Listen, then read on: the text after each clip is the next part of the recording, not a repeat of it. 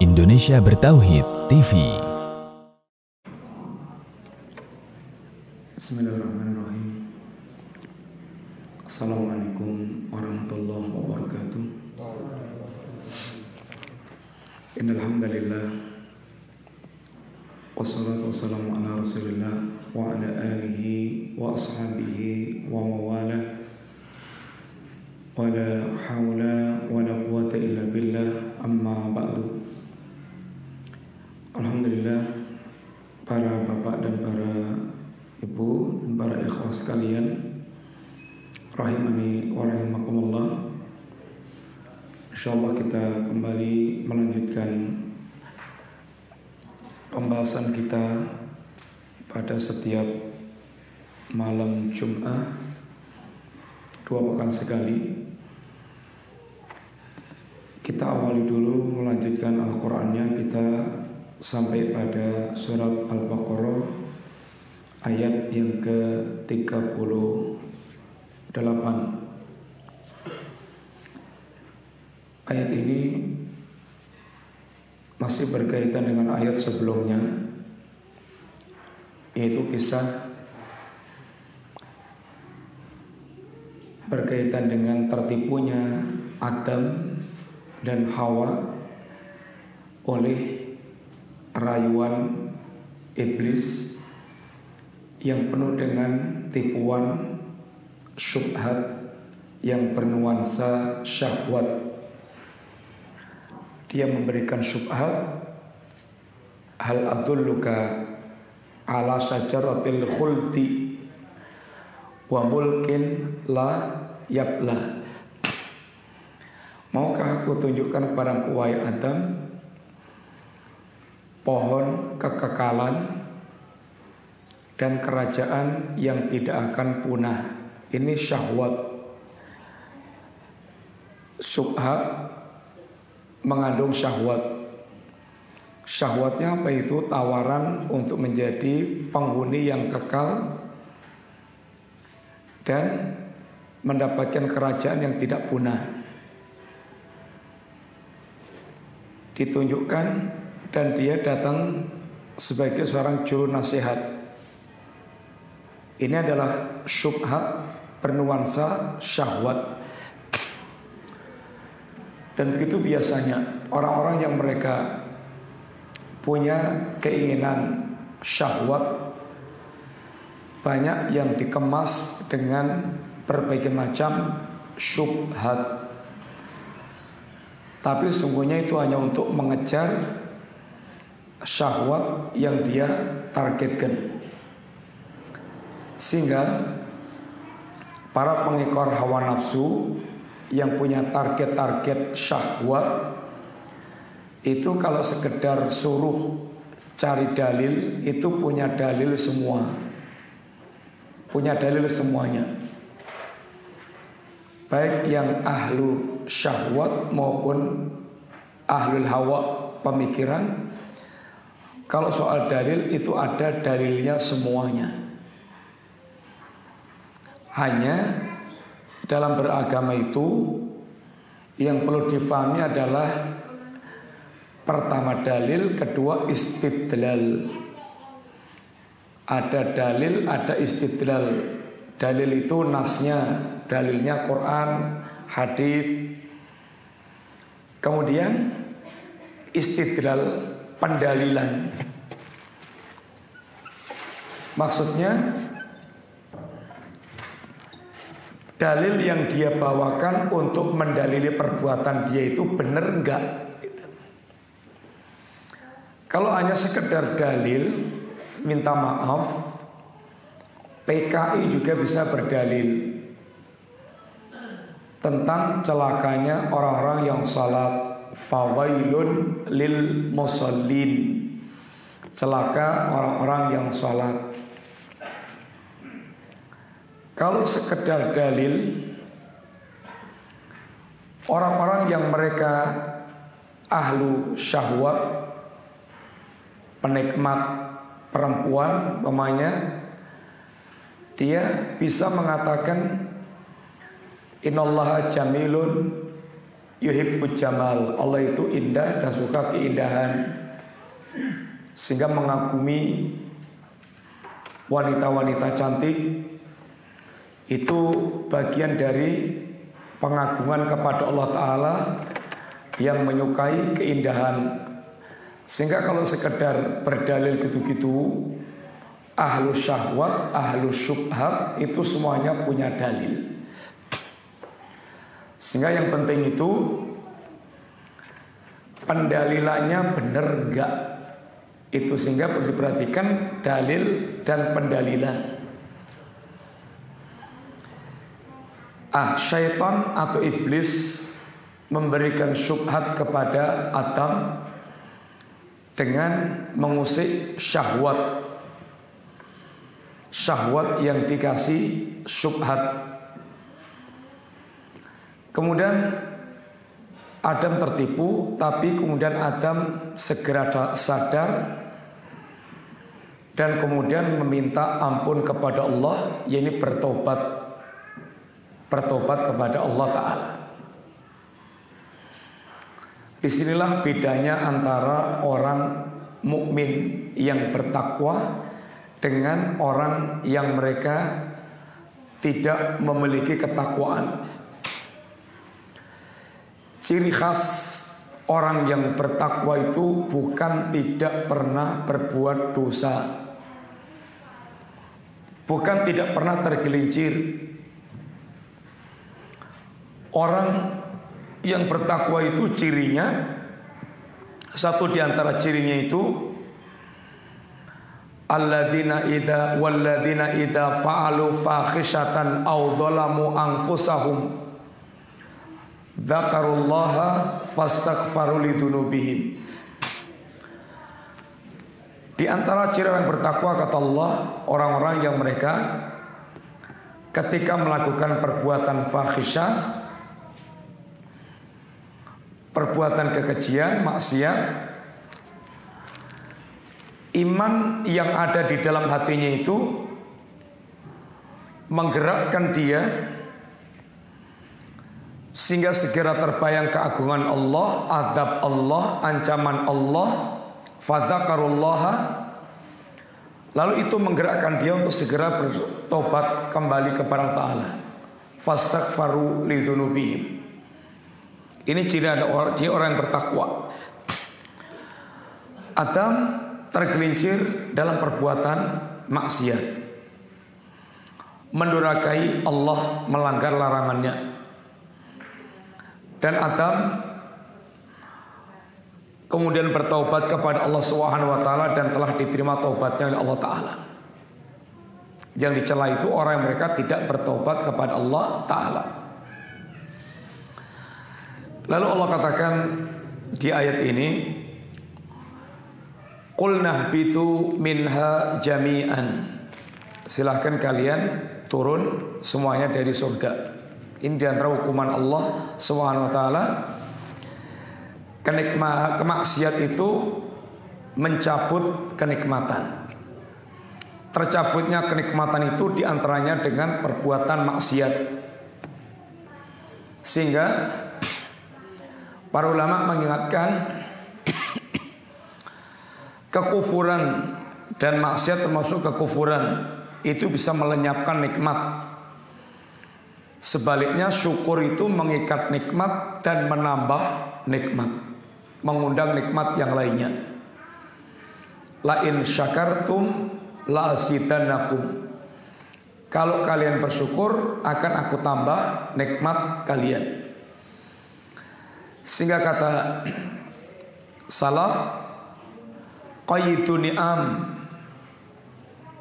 bisyukri. Ikatlah nikmat Allah itu dengan syukur.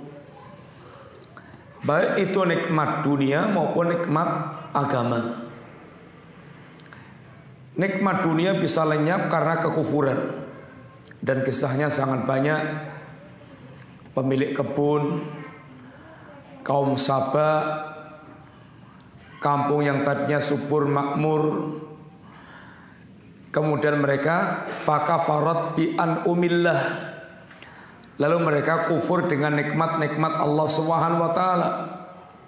Allah datangkan musibah yang meludeskan kekayaan atau harta benda mereka, melenyapkan nikmat. Sehingga di sini kita diingatkan bahwa tercabutnya nikmat itu diantaranya dengan sebab perbuatan maksiat, termasuk nikmat agama. Nikmat agama itu apa? Diantaranya ya semangat beribadah, ringan ke masjid, tergerak hatinya untuk datang di thalabul ilmi. Ketika dia sholat itu bisa khusyuk. Ketika dia baca Quran itu bisa sangat menikmati. Ketika dia ingin berbuat baik itu bisa sejuk, senang, tenang, kemudian nyaman. Ini nikmat agama. Ini bisa tercabut dengan kemaksiatan, sehingga sholatnya nggak bisa khusyuk, nggak bisa konsen, malas, nggak semangat lagi baca Quran, berat. Ini semuanya adalah diantara dampak, dan ini termasuk diantara orang yang dicabut nikmatnya oleh Allah Subhanahu wa taala. Maka ikatlah nikmat-nikmat itu dengan syukur. Fa imma ya'tiyannakum minni huda. Lalu diantara wasiat Allah kepada anak cucu Adam, kalau datang kepada kalian petunjuk dariku dan petunjuk Allah, Allah turunkan melalui para rasul yang diutus oleh Allah Ta'ala. Petunjuk yang Allah kirimkan lewat nabi dan rasul yang diutus oleh Allah Ta'ala. Faman tabi'a hudaya, barang siapa yang dia mengikuti petunjukku, fala khaufun alaihim walahum yahsanun, maka tidak akan ada ketakutan dan tidak akan ada kesedihan. Mereka tidak akan takut dan mereka tidak akan sedih. Bapak sekalian, ikhwas sekalian, ketakutan, kesedihan ini termasuk merenggut kebahagiaan. Dan ini akan didapatkan orang-orang yang mereka jauh dari agama Allah atau semakin jauh dari Allah Subhanahu wa taala. Faman a'rada an dzikri fa inna lahu ma'isyatan dhanka. Barang siapa yang dia berpaling dari petunjukku, maka baginya adalah kehidupan yang sempit. Kehidupan yang sempit itu bukan dengan sedikitnya harta, bukan dengan tidak punya fasilitas kehidupan, tapi tersiksanya hati, panas, terbakar, sesek, gundah, gelisah, kacau, nggak tenang, galau. Ini termasuk bagian di antara kondisi hati yang sempit, yang walaupun boleh jadi dunianya luas, rumahnya kayak istana, megah, dia terkenal, penggemarnya banyak, akan tapi jiwa mereka adalah lebih sempit daripada penjara. Sehingga negeri-negeri yang mereka tidak mengenal agama, tidak mengenal Allah, dan tidak memiliki jiwa yang benar dalam beragama, maka penyakit stres, depresi, kegalauan itu banyak menimpa. Bahkan sampai pada bunuh diri. Pelariannya untuk membahagiakan sesaat itu free sex, narkoba. Ini mewarnai penduduk yang materialistis,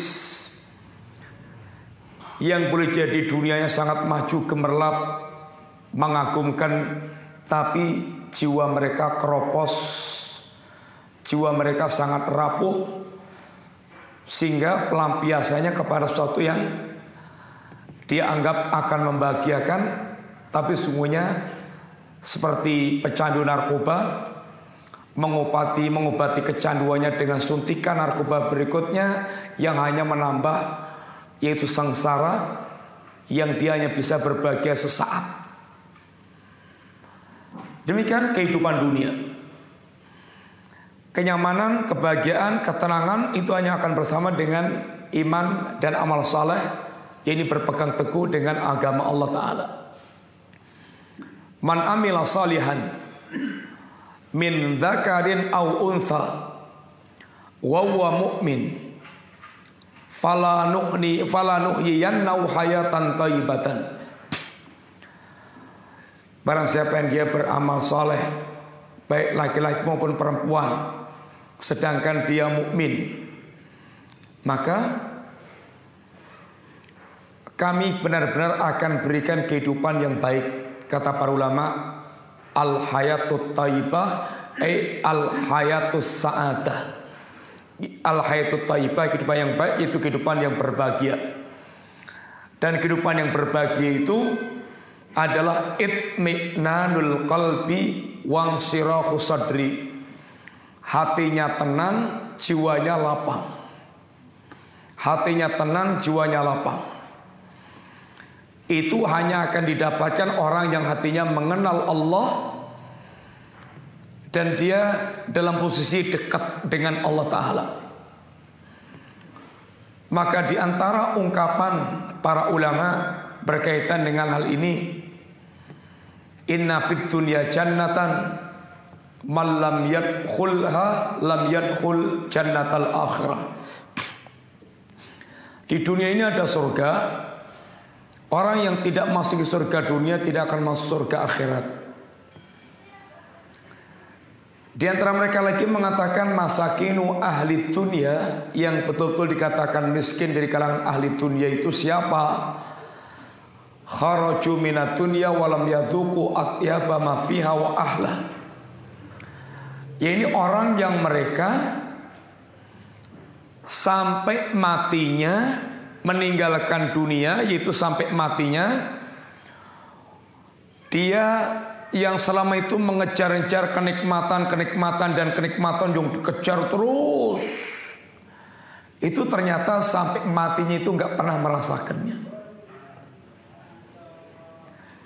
Ketika ditanyakan apa sih yang dimaksudkan dengan atyaba ma fiha wa ahla itu, yaitu ma'rifatullah wa mahabbatullah wal uns bi liqa'illah. Hati yang mengenal Allah, hati yang mencintai Allah, hati yang punya rasa nyaman saat bersanding dengan Allah. Ini adalah surganya dunia, sehingga dia betul bisa merasakan nyamannya kehidupan dunia. Oke sekalian, ini akan didapat orang yang mereka betul-betul berpegang teguh dengan petunjuk Allah Subhanahu wa ta'ala. Akan jauh dari kegalauan, jauh dari kesedihan, karena dia memiliki sandaran dan memiliki orientasi hidup yang jelas, yaitu akhirat, sehingga betul-betul dia bisa menjadi orang yang merasakan kebahagiaannya tentang dunia sekarang ini. Walladzina kafaru wa kadzdzabu bi ayatina. Adapun orang-orang yang kafir dan mereka mendustakan ayat-ayat kami, ulaika ashabun nar, bagi mereka adalah penduduk neraka. Mereka itulah yang akan menjadi penduduk neraka. Hum fiha khalidun, mereka kekal di dalamnya. Sebagaimana orang mukmin Allah sediakan bagi mereka jannah, orang kafir Allah sediakan bagi mereka yaitu an-nar. Kemudian masuk dalam pembicaraan tentang Allah mengingatkan tentang kisah Bani Israel. Ya Bani Israel, uzkuru ni'mati allati an'amtu alaikum. Wahai Bani Israel, Ingatlah kenikmatan-kenikmatanku yang telah aku berikan kepada kalian. Satu di antara yang mendorong seorang itu bisa mensyukuri nikmat Allah dan membaca dirinya sendiri kayak apa, itu adalah merenungkan nikmat-nikmat Allah Subhanahu wa taala. Maka dia akan bisa merasakan malu berkaitan dengan nikmat yang Allah terus kirimkan kepada kita. Allah mencintai kita. Yuhabbibuna Rabbuna.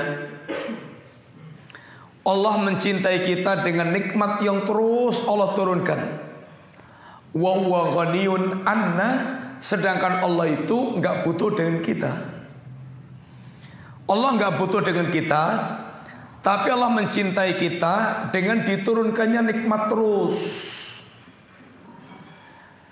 Tapi kita ini membenci Allah dengan maksiat-maksiat yang kita lakukan, padahal kita ini membutuhkan Allah, bahkan mutlak membutuhkan Allah Ta'ala.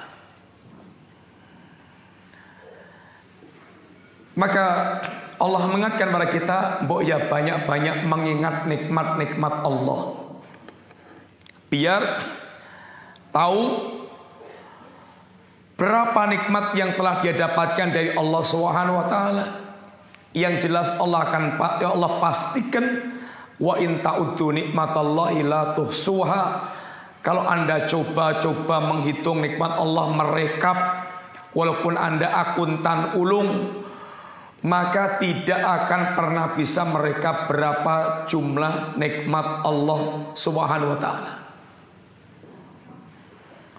Harga kesehatan kita dari ujung rambut sampai ujung jempol itu nggak bisa dinilai berapa nominal yang mesti harus kita bayar seandainya kita mesti harus beli. Orang kaya raya, hartanya banyak, tapi kepalanya pelontos total, nggak ada rambut satu ler pun nggak ada. Kira-kira kalau untuk tumbuh rambutnya itu harus membayar 10 miliar, dibayar nggak kira-kira? Hah? Insya Allah dibayar. Nikmat yang hanya akan dirasakan oleh orang yang mereka kehilangan nikmat. Nikmat itu rata-rata nggak terasa kecuali dicabut oleh Allah, baru dia akan merasakan nikmat. Kita ini melek bendino, mata kita melek kayak gini, ceto melihat segala macam, itu kayaknya biasa-biasa aja. Baru kerasa kita ini punya nikmat mata. Kalau kita belen itu hanya kalau ringan. Atau meripatnya itu kayak merem, nggak bisa dipakai untuk lihat. Atau bahkan dia terkena penyakit yang kemudian menjadi kebutaan yang nggak bisa lihat permanen. Baru dia merasakan nikmatnya mata dan yang lain-lainnya. Intinya berapapun yang akan kita nominalkan nikmat Allah nggak akan bisa. Kata Allah sudah divonis ini, wa in ta'uddu nikmatallahi la tuhsuha. Maka kita diperintahkan banyak-banyak mengingat nikmat Allah Ta'ala. Wa'ufu bi'ahdi, tepatilah perjanjian denganku. Kita punya janji dengan Allah, yaitu mentauhidkan Allah Ta'ala. Alastu birabbikum qalu bala. Syahidna, bukankah ini Rabb sesembahan kamu? Betul ya Allah, kami saksi Engkau adalah Rabb sesembahanku. Alam ahad ilaikum ya bani Adam ala ta'budus syaitan. Bukankah aku telah janji kalian wahai anak Adam jangan nyembah syaitan, ini nyembahlah Allah. Itulah siratal mustaqim. Wa aufu bi ahdi ufi bi ahdikum. Aku akan penuhi janjiku kepada kalian, dan Allah zat yang setepat-tepatnya menunaikan janji. Wa in wa iyaya farhabun, dan hanya kepadaku lah hendaknya kalian yaitu takut. Sampai sini dulu, kita ganti pelajaran.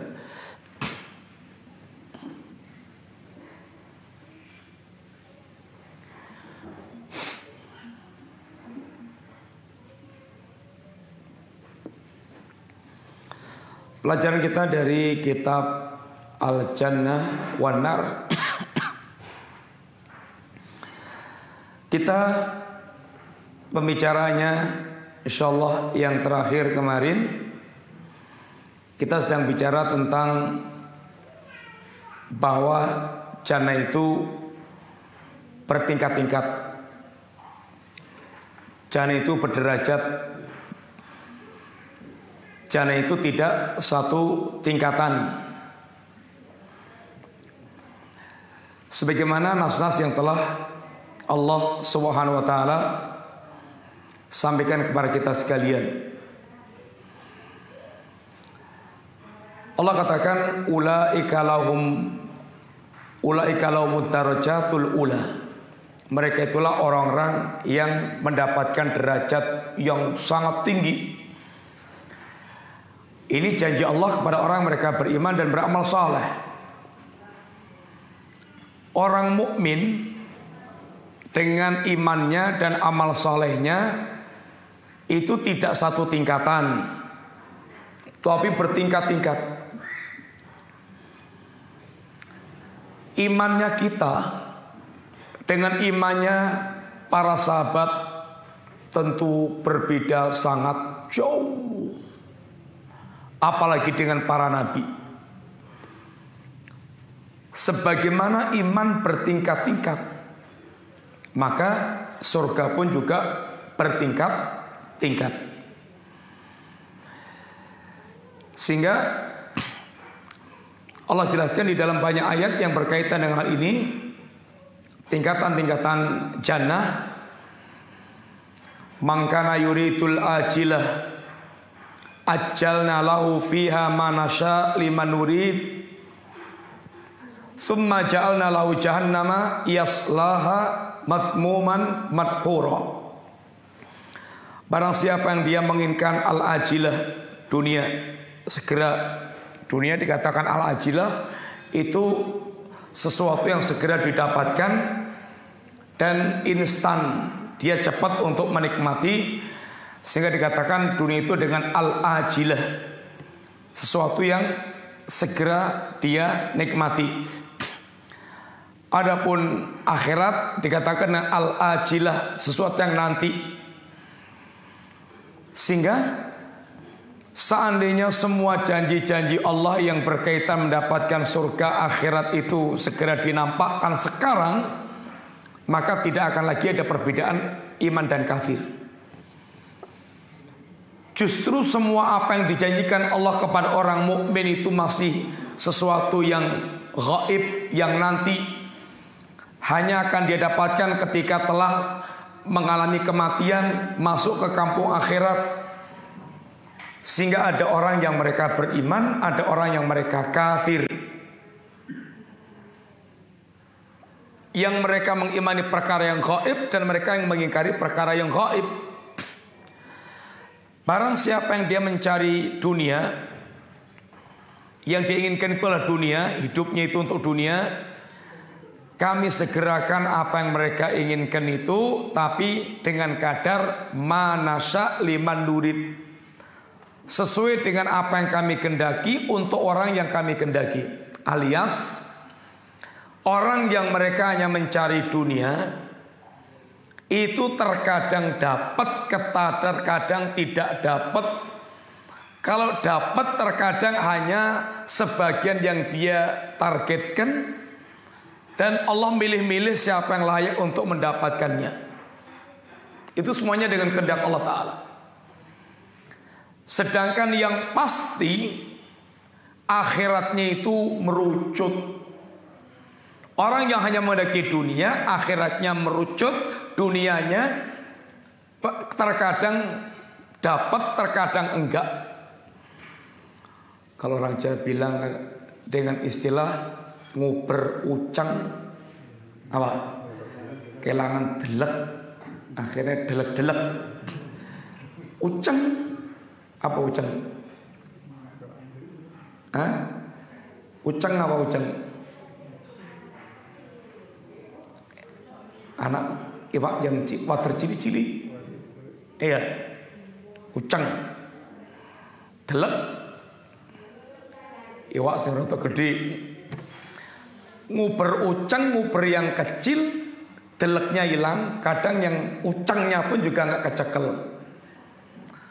Orang ngiler jadi pejabat, mentereng, jas-jasan, naik mobil, kemudian duduk di kursi terhormat, digelari yang terhormat.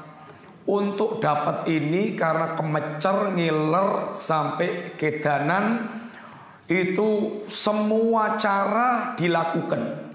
Syirik, kufur, nifak, bid'ah, maksiat, semuanya dilakukan. Dunianya juga sudah dijadikan taruhan.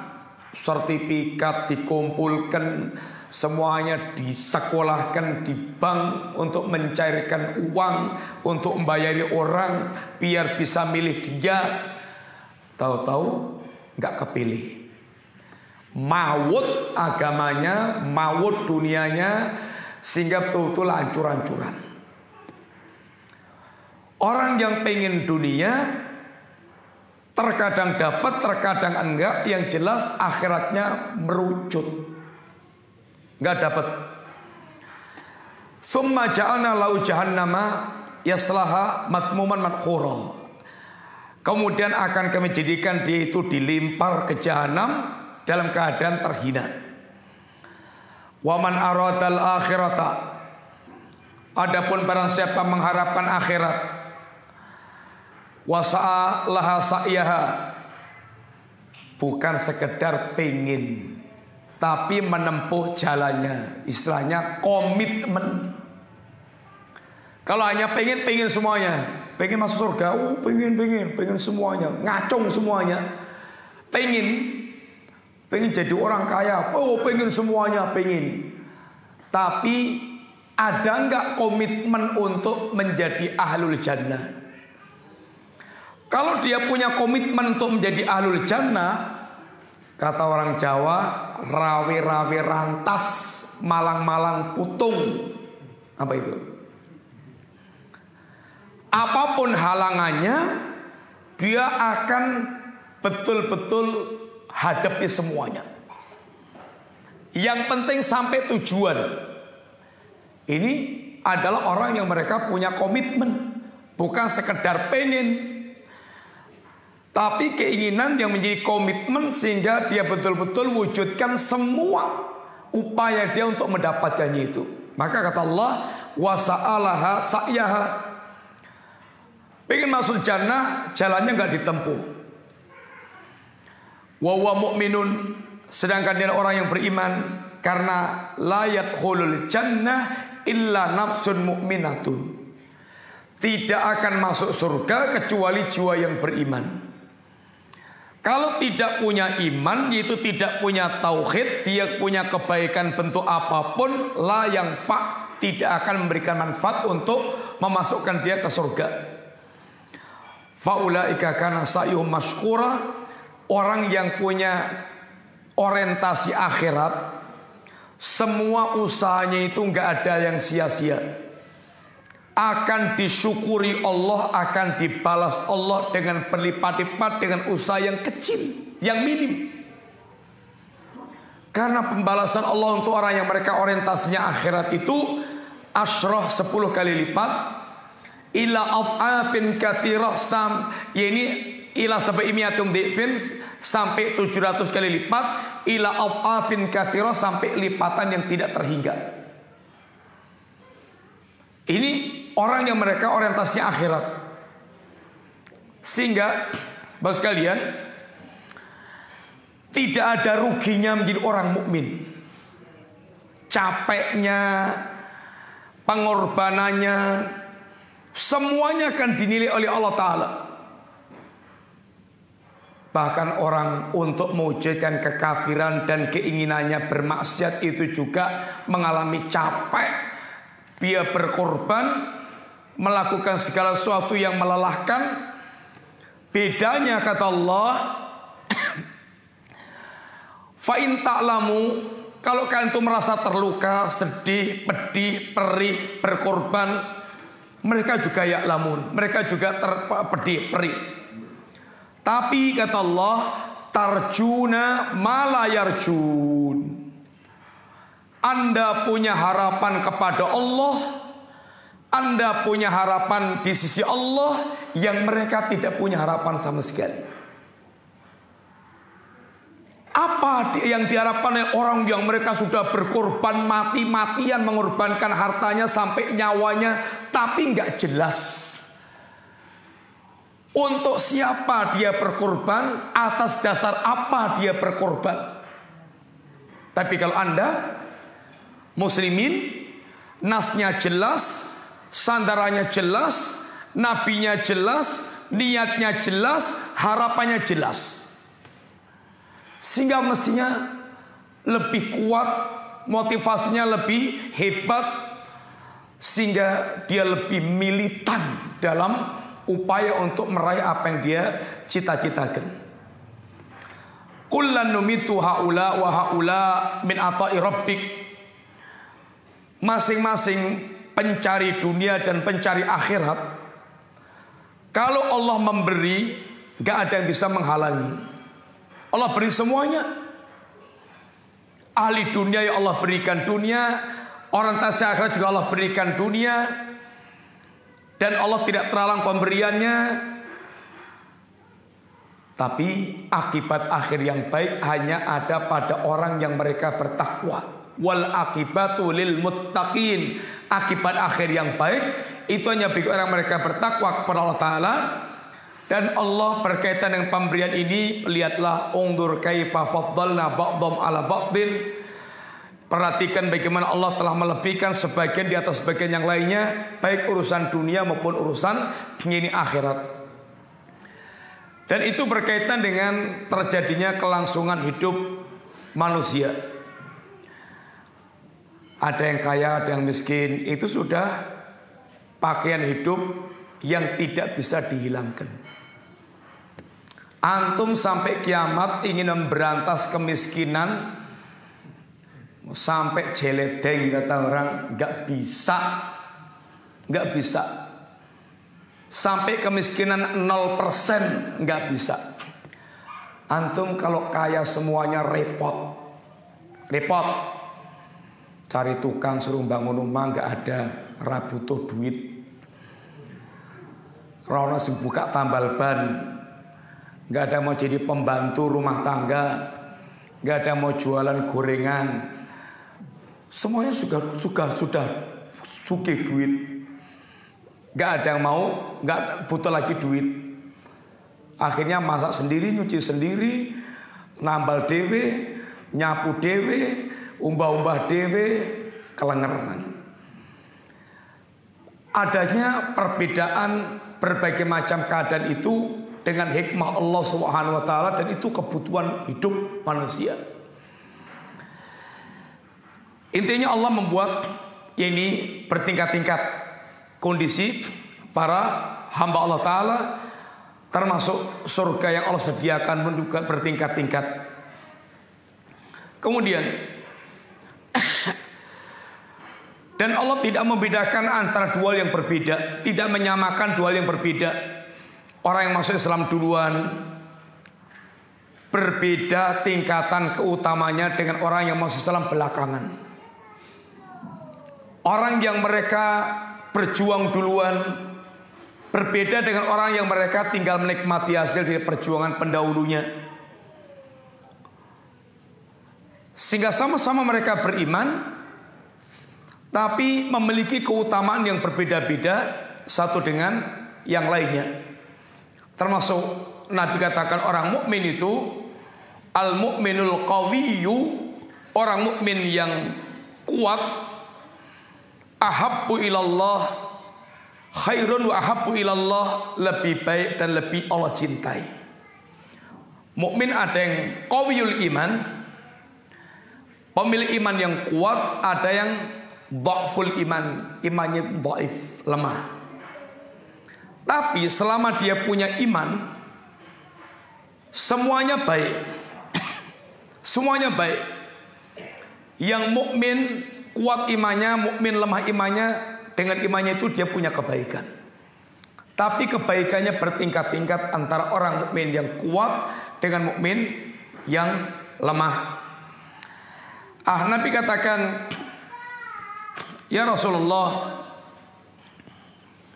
afala nubashirun nas, boleh enggak aku sampaikan kabar gembira kepada manusia ya Rasulullah?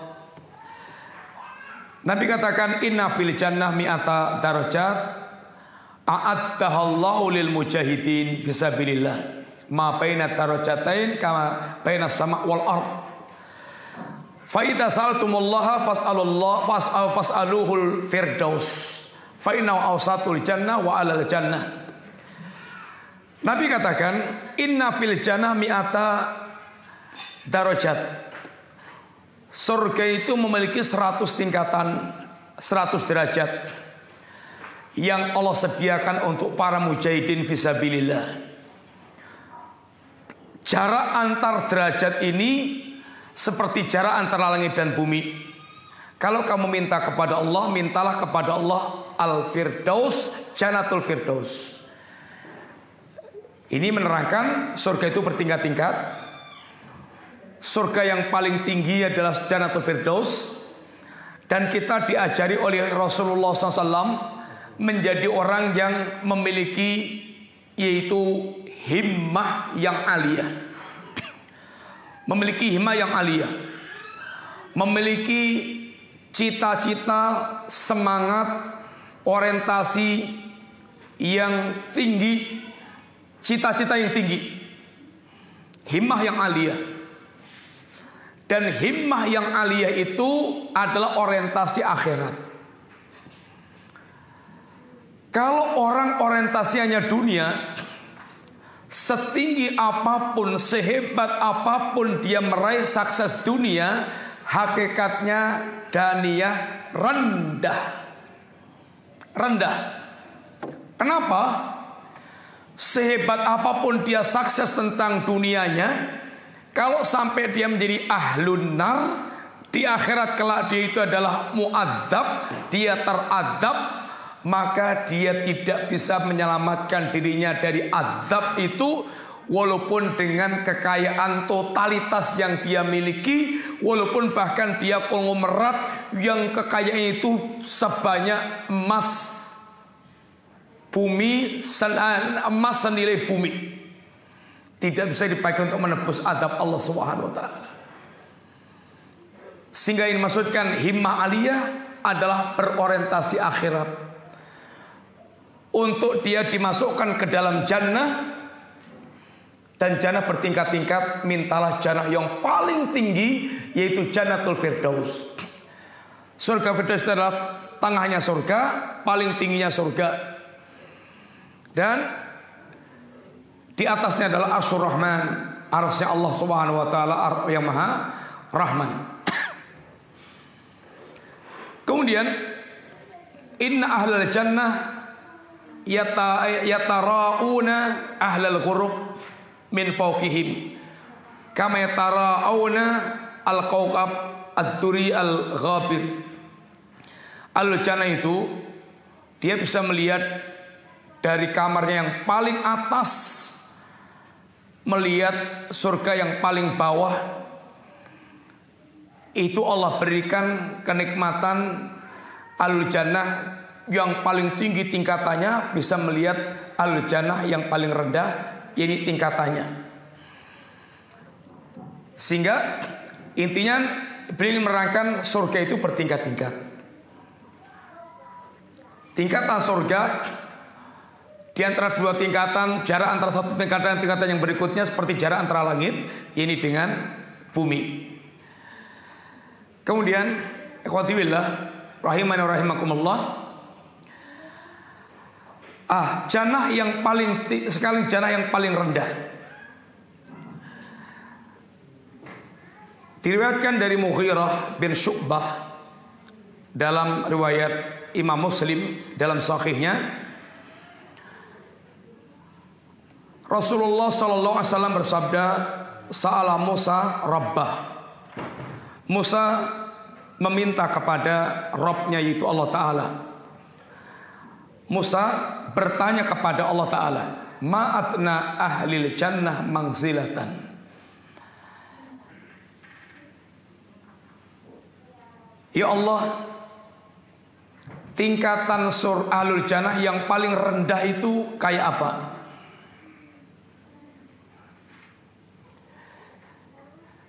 Itu diterangkan, huwa rajulun yaji'u ba'dama adkhala ahlul jannata al jannata.